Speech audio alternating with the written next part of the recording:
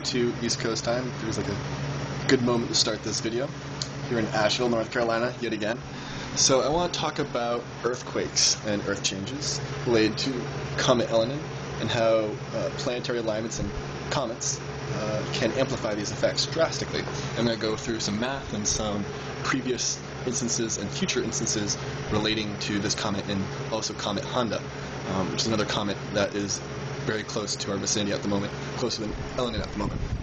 So, the first case study to use is off the coast of Chile from February 11th this year.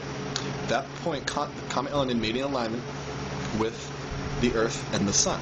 Now, when you have planetary bodies, comets, let's just call a comet a planet for a second, because to me it's the birthstone of where a planet comes from, is it causes the gravitational fluctuations that objects make, the waves they radiate outwards, to amplify. However, depending where those objects are in relation to those alignments, you can get constructive or deconstructive interference in relation to the golden ratio. So with Chile, the Chilean earthquake focused on right here off the coast. And so at that moment, the alignment, the focal point of the alignment was out here in the Pacific, but the moon was over here. So the notion is there's an averaging of these two forces. The thing to realize is the gravitational force of the moon is mostly constant. It changes slightly with the monthly cycles, but the difference in effect is where the comet is in relation to the sun and the Earth, and also where the Earth is in relation to the yearly cycle, because it's not a perfect circular orbit around the sun, it's also an ellipse. And most orbits are slightly elliptical, if not extremely elliptical, such as a comet, which is an extremely elongated elliptical orbit. And so the thing to understand is when we have these two forces on different parts of the planet, there's an averaging of those gravitational forces, which if we said they were even, would be halfway, would be this point in Chile. I don't know the exact difference between the gravitational forces at that moment to average them, but a bigger point to even think about is the weakest link. And where's the weakest link at that point? Because the weakest link is what's going to be pulled during that event. The thing that happened a year before, on February 27th, in almost the exact same spot, there was an earthquake. So the idea is to figure out where there's the greatest instability of the plate, to where if there's a pull on the plate, it could cause an earthquake. Something to take a look at, I can get to think about this concept, is about the tide. And if we have the tide here, we have the high tide and low tide, and the moon is going to pull on the planet in a specific spot. So the moon will pull the high tide, or pull the water farther out. The image basically says everything. This also relates to a lot of how the other gravitational forces will affect the planet. So if we look at Japan, on that day, Japan, the moon was off here in the coast at the point of the earthquake, and the alignment point was down here around Indonesia. So there's an averaging of these two forces. Actually, it was right here was the alignment point. And because it was near the equinox, it's closer toward the equator. If it was, say, during winter solstice, it'd be below the equator, and closer to the summer solstice, it'd be above the equator. And so the other notion would be then, where's the weakest link? There was an earthquake in Japan at that time before it, which possibly could have weakened the plate to cause the larger earthquake to happen. There's lots of factors at play. What I'm trying to reveal is that the major factors at play in this are the alignments and the moon. The moon is a major multiplier of the effect, but not the cause. So one thing also to put out there is, a lot of people say, oh, Japan was caused by HAARP. What I think I've started to pick up on HAARP is a conspiracy theory within a conspiracy theory, and that they're trying to take people's attention, this is psyops, away from what's really going on in terms of natural cycles. They don't want us to focus on Comet Elenin, or they do in terms of fear. There's really, the whole dynamic in terms of really getting to the core of psyops is really to mindfuck us and not know what exactly is going on, to show us the truth and to show us a fake truth, so you're fueling both of them so we can't choose. You don't feel the real truth, we'll be like, well, that's obviously the truth because they're not telling us about that. They're putting everything on the board to mindfuck us. So, let's go to September 6th, which is in half an hour for me. On September 6th, we have an alignment with Honda. And Honda is extremely close to the planet right now. And at it's 13 hours UTC, there's an alignment, and that focal point will just, because we're not at the equinox yet, will just be above this equator. And that point is going to be around Guinea, Sierra Leone, Cape Verde. This point right here will be a focus point of the celestial energy between the Earth, the comet, and the Sun. Now what's interesting though, this didn't happen with the other two alignments, is the point where the comet is exactly square of the golden ratio. So what you're going to have is pure constructive interference. To understand this concept, I'd recommend looking into Dan Winters and him talking about constructive interference, understanding the golden ratio. What's interesting about Japan is the distance the comet was from the sun at that point was 3.141 AUs, astronomical units. 1 AU is the distance from the Earth to the sun. Happens to be exactly pi. It's just interesting. My focal point is more the golden ratio. So if we get back to this map, we have the focal point of energy right here around the Cape Verde Islands, but the moon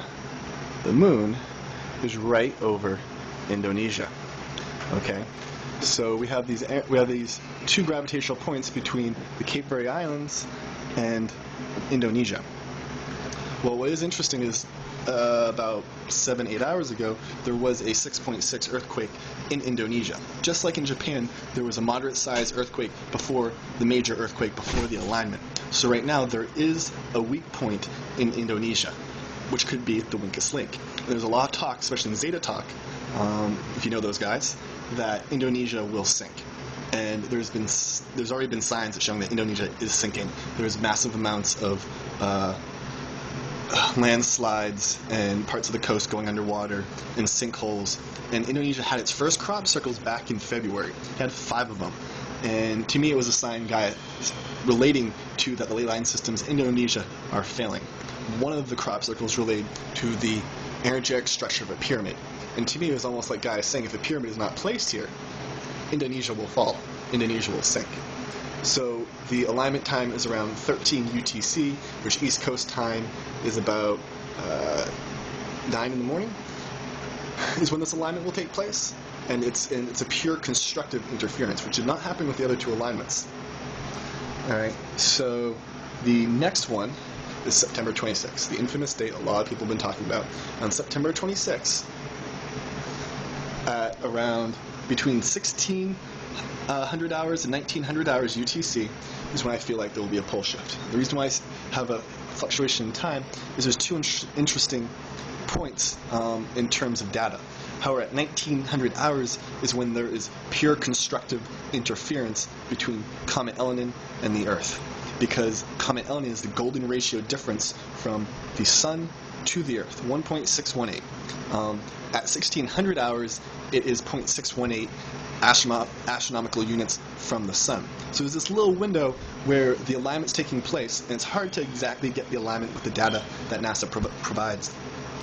But so in that little window, there's constructive interference, and it's the golden ratio. While Honda, it's the square of the golden ratio. And what's interesting is the alignment is focused around the Galapagos. It's focused in this area off the coast, the western coast of Ecuador, is the alignment point. While the moon is more over the center of the Pacific, south of the Hawaiian Islands. And so you have these 2 points very close to each other, because around, I think it's 7 o'clock in the morning the next day, I have it written down, the new moon is at 1200 hours UTC. There's a new moon on September 27th. So the moon is almost completely in front of the Earth during this event. So the two are really close to each other during this constructive interference point. A big difference, though, to think about, as I was saying before, February 11th, the comet was 3.479 AUs from the Sun. On March 11th, it was 3.141 AUs from the Sun. But on September 26th, it's only around 0.618 AUs from the Sun. It's dramatically closer. So the gravitational pull around the Galapagos is going to be much, much greater. And this relates to Alex Wheatrov in the new documentary he came out, his hour-long lecture of how the Pacific Plate is going to fail. And the main notion is that the Pacific Plate is going to be drastically pulled upwards, just like in this picture, right, with the tides. But this is more of a effect even on the plates themselves around that point. I really recommend people watching that hour-long lecture Alex Wheatrov did about, I think it's labeled September 25th as the date in it. I don't know why he talks about September 25th, or why it's labeled, but he talks about September 26th. I think it's just a mislabeling of the video. It's a really excellent video. So the thing where I'm showing is how the alignments have gravitational effects on the planets, and how the moon is a major multiplier of the effect. However, at different points where the alignments take place, you have either constructive or deconstructive interference. Constructive interference drastically increases the gravitational pull, while deconstructive interference is what people would call as an anti-gravitic effect, even though anti-gravity is really a bad term for what's actually going on. Some people could even say nullifying gravity, but there'd be a pushing instead of a pulling. So there it is. We'll see what happens tomorrow with the alignment with Honda, and start thinking more about the September 26th alignment, and really thinking about what you want to do right here, presently. Because you can put your awareness into the future, but then you get trapped into that awareness in the future. When you bring your awareness right here, and you can do what Rossi's doing and be a ninja. So being present is key, and finding your center and your grounding is one of the most important things we can do as human beings right now. Otherwise, there's my little science lesson on alignments and constructive and deconstructive interference. As I said, if you really want to understand that concept of constructive and deconstructive interference, look at Dan Winter and his work. Thank you for listening, and namaste. Hey everybody, it's Gregory Arturo. It is 11:22 East Coast time. It feels like a good moment to start this video here in Asheville, North Carolina, yet again. So I want to talk about earthquakes and earth changes related to Comet Elenin, and how planetary alignments and comets can amplify these effects drastically. I'm going to go through some math and some previous instances and future instances relating to this comet, and also Comet Honda, which is another comet that is very close to our vicinity at the moment, closer than Elenin at the moment. So the first case study to use is off the coast of Chile from February 11th this year. At that point, Comet Elenin made an alignment with the Earth and the Sun. Now, when you have planetary bodies, comets, let's just call a comet a planet for a second, because to me it's the birthstone of where a planet comes from, is it causes the gravitational fluctuations that objects make, the waves they radiate outwards, to amplify. However, depending where those objects are in relation to those alignments, you can get constructive or deconstructive interference in relation to the golden ratio. So with Chile, the Chilean earthquake focused on right here off the coast. And so at that moment, the alignment, the focal point of the alignment was out here in the Pacific, but the moon was over here. So the notion is there's an averaging of these two forces.